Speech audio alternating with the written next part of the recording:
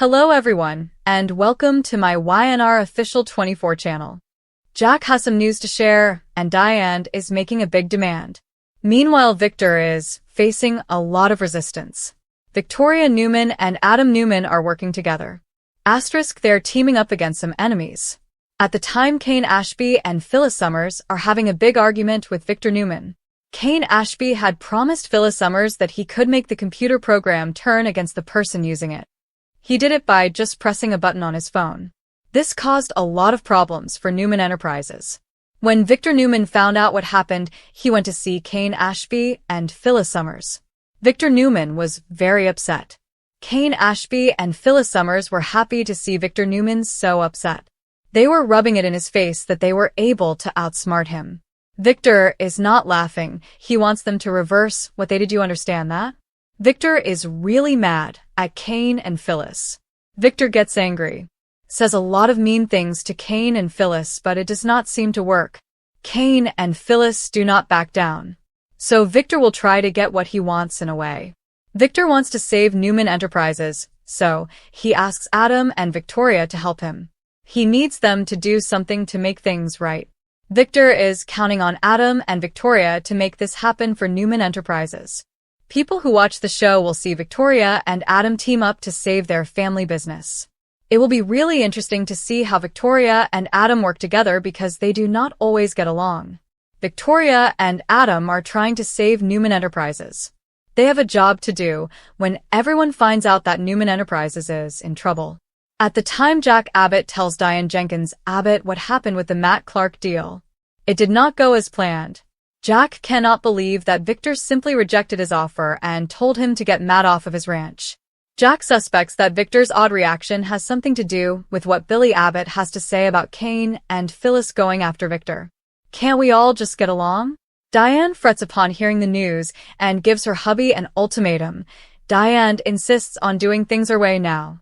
Jack Abbott, the moral center, the man who rebuilt himself more times than anyone in Genoa City, becomes both the victim and the mastermind of his own death when he accidentally overhears a discussion that was no way meant for his cognizance, a discussion between Diane Jenkins and a trusted bigwig that reveals a ruinous verity about the history, the company, and Jack himself. And in that single moment, everything Jack believed about fidelity, love, and control shatters beyond form.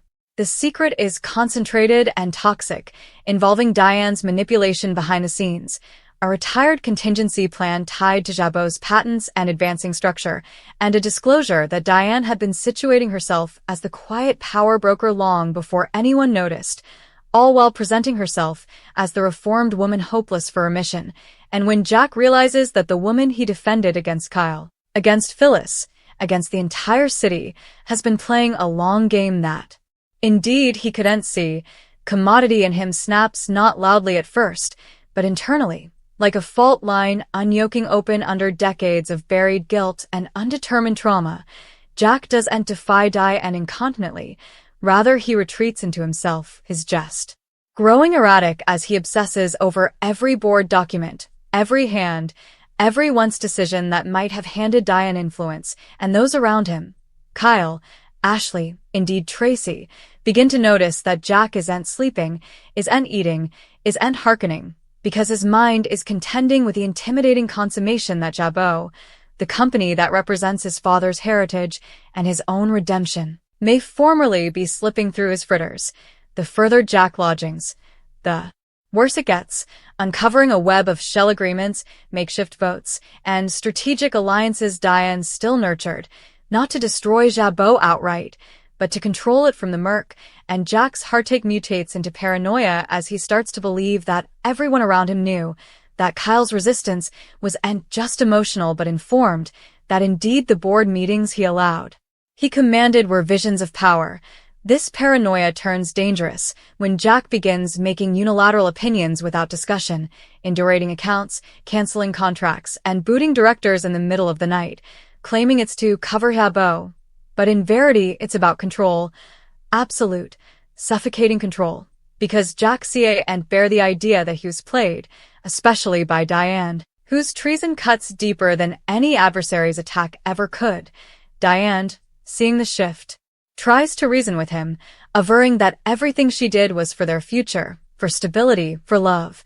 But Jack hears only manipulation in her voice now, every word sounding like a calculated taradiddle, and when she eventually admits that she kept the secret because she knew Jack would overreact, that admission seals her fate, because to Jack it proves she no way trusted him as an equal mate, only as a statuette she could steer.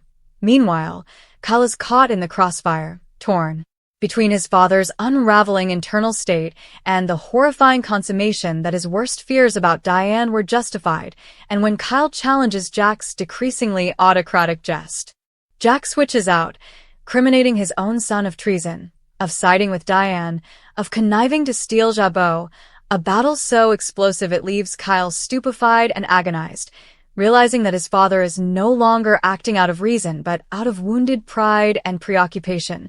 Ashley returns to Genoa City just in time to witness the implosion, fading the signs of Jack's insecurity from their participated history. And she warns the board that Jack is unfit to lead in his current state, a move that Jack interprets as the ultimate treason, pushing him further into insulation and rage.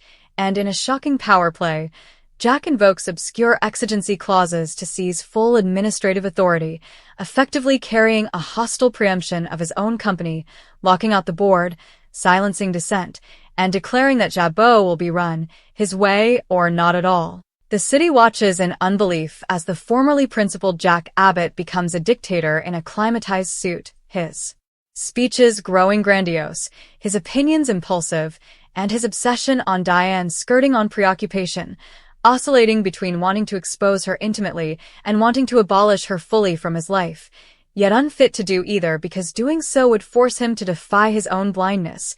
Diane, cornered and hysterical, tries to flee, but Jack anticipates her move, indurating her means and hanging legal action that would destroy her permanently, not just professionally, but socially, revealing just how far he has fallen, because this is no longer about justice but discipline. Phyllis, watching from the sidelines, is affrighted not vindicated, because indeed she no way wanted Jack to destruct like this, and she finds herself in the insolvable position of trying to save the man who formerly chose Diane over her, while also stewing that stopping Jack might mean saving Diane too. As the pressure peaks, Jabot's stock begins to wobble, investors fear, and whispers spread that the Abbotts are at war with themselves, turning a family conglomerate into a battlefield of self-esteem and undetermined injuries. And in the midst of it all, Jack stands alone in his office, gaping at the company totem like it's a living thing that has betrayed him, induced that only he can save it indeed, as everyone differently sees that he's the topmost trouble to its survival. The tragedy of it all is that Jack isn't entirely wrong. Diane did manipulate, secrets were kept, trust was broken, but his incapability to reuse that pain without dominating everything around him transforms him into commodity unrecognizable, setting the stage for an ineluctable reckoning where Jabot, the Abbott family, and Jack's own reason hang in the balance, because in Genoa City secrets don't just destroy connections. They expose the darkest trueness about who people come when the vision of control is ripped down, and as this shocking plot unfolds, one question looms. Larger than ever, can Jack Abbott be saved from himself, or has the secret he eavesdropped formerly sealed the downfall of a legend? Jack's descent into chaos didn't be overnight, but in the days following his accidental wiretapping, the subtle temblors of his insecurity grew into an earthquake. Every corridor of Jabot's headquarters sounded to echo with whispers, real or imagined, and Jack prowled them like a bloodsucker induced that treason lurked behind every door. He began checking every hand with compulsive intensity, calling staff into his office for questioning about one's opinions, probing for retired alliances or secret favors that might have been part of Diane's insidious scheme. Nothing escaped his aspect. Memos were read with dubitation. Emails scrutinized multiple times, phone calls logged for content that might allude at conspiracy. Indeed, the most pious staff began to feel the strain, worming around him as though one misstep might spark the full force of his wrath. And yet, paradoxically, Jack felt impregnable, convinced that he was the only one able of saving Jabot from itself and from Diane. Diane, on the other hand, was calculating her coming move with a blend of fear and resoluteness. She knew she had pushed Jack too far, but she also understood that Jack's preoccupation could be weaponized. While he entwined into paranoia, she still rallied abettors who had been pious to her in the history, including many board members who were cautious of Jack's impulsive preemption. Every discussion she had, every subtle smile in the halls, was designed to sow seeds of mistrustfulness in Jack's mind, without him realizing that she was orchestrating them. Diane knew that Jack's mind was a battleground, and she intended to survive it, not through battle, but through strategy, tolerance, and cunning. Meanwhile, Jack's particular connections began to deteriorate. Kyle, who had long tried to be the stabilizing force in his father's life, set up himself helpless, watching Jack make opinions that were damaging both the company and his own soul. Jack lashed out at Kyle in moments of wrathfulness, criminating him of siding with Diane, of betraying the family heritage, of being naive enough to trust a woman who had manipulated generations of abbots. Every blameworthiness, every battle, left Kyle shaken, yet determined to intermediate before his father destroyed himself fully. Kyle tried logic, reminding Jack of the principles he'd erected Jabot upon, of the heritage of his father and forefather, of the workers who reckoned on stability rather than chaos, but Jack would hear none of it. His mind was consumed by fancies of Diane in control, of his life's work slipping from his hands, of every secret she had ever kept now performing as a dagger aimed at the heart of the Abbott conglomerate. Jack's wakefulness worsened. He paced through the empty halls at night, reviewing contracts, checking legal documents, obsessing over every board vote. Sleep came a liability. Dreams turned into agonies in which Diane's shadow impended over him, smiling with calculated malignancy. Food lost its appeal. Meetings came arenas for interrogation rather than collaboration. And as Jack came more deranged, the ripple goods touched everyone around him. Tracy, ever the voice of reason, tried desperately to intervene, advising Jack that his jest wasn't only intimidating but dangerous, but Jack's replies were sharp, protective, and dismissive. He began questioning indeed her fidelity, wondering if her fellowship was genuine or just another instrument in Diane's magazine. Tracy set up herself in an insolvable position caught between fidelity to Jack and concern for his well-being, unfit to stop the avalanche she knew was ineluctable. As Jabot's commercial situation teetered, investors began to notice the insecurity. Stock prices dipped, rumors of internal conflict spread, and whispers of a commercial extremity reached the cognizance of the media. Jack, unconscious to the external chaos, interpreted the situation through the lens of particular treason rather than commercial responsibility. Every dip in stock value came evidence of Diane's manipulation. Every question from an intelligencer or investor was substantiation of conspiracies against him. He came decreasingly insulated, refusing counsel from attorneys, counsels, and indeed his most trusted directors, induced that their only fidelity was to Diane. Diane, seizing the occasion, began planting subtle substantiation to support Jack's growing paranoia, manipulating the narrative to make it appear as though Jabot's decline was entirely orchestrated by unseen forces aligned with her.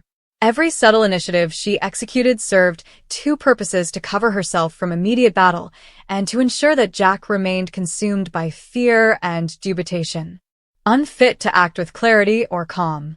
It was a dangerous game, but Diane had always thrived in peril. It was part of what made her both fascinating and intimidating in Genoa City. Meanwhile, Jack's preoccupation with uncovering Diane's ultimate plan escalated. He began probing her once dealings, her legal lines, indeed reaching into her particular life, induced that there was a master design for Jabot's preemption hidden nearly, staying to be uncovered. In his mind, every trivial detail could be the key to exposing her, and as a result, every trivial detail came in preoccupation.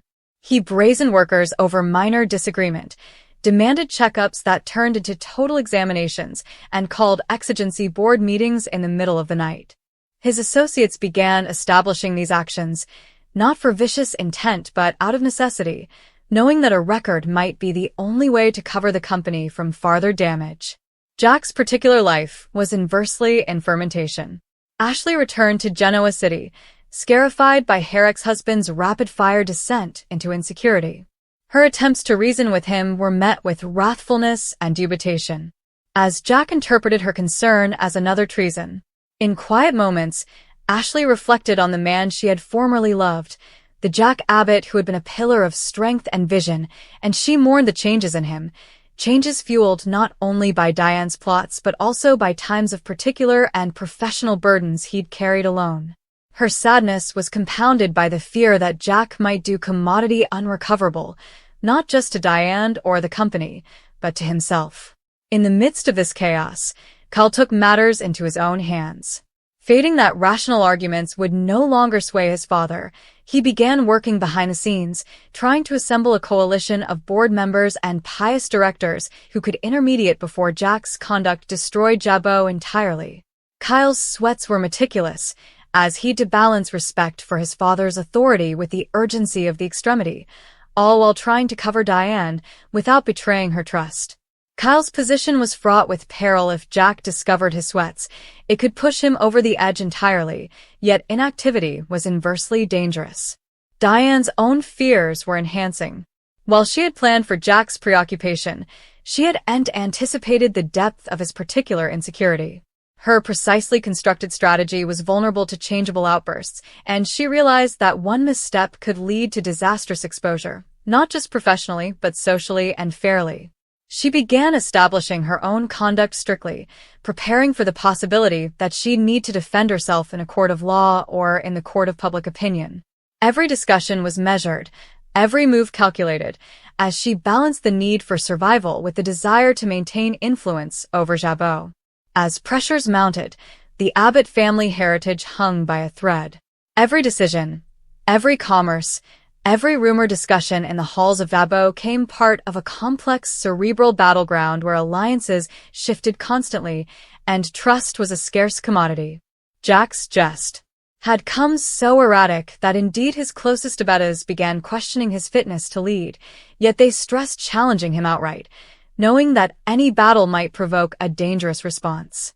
The veritably company Jack had devoted his life to guarding was now hovered by his own hands, a cruel irony that underlined the fragility of power when consumed by fear and preoccupation. The situation reached a boiling point during a vital board meeting. Jack entered the room with the intensity of a man held, his eyes surveying the room like a jingoist searching for treason. Diane was present, poised and composed, masking her own pressure with rehearsed grace. Kyle, Ashley, and Tracy were there, each carrying the weight of their concern and their fear of what Jack might do. The meeting began with routine commercial updates, but it snappily regressed into chaos as Jack indicted board members of conspiring with Diane, demanded explanations for every minor distinction, and hovered drastic measures that could have destroyed Jabot overnight. Diane, unyielding, responded with calm sense, trying to lessen the situation while subtly planting dubieties that corroborated Jack's growing paranoia. Her strategy was to survive, to delay battle, and to cover her position, but she also knew that Jack's preoccupation with control made her vulnerable in ways she had no way endured before. Every word she spoke was a careful computation, designed to maintain influence without provoking an immediate attack, yet the pressure in the room was palpable, creaking like electricity before a storm. In the midst of this, Kyle tried a final intervention.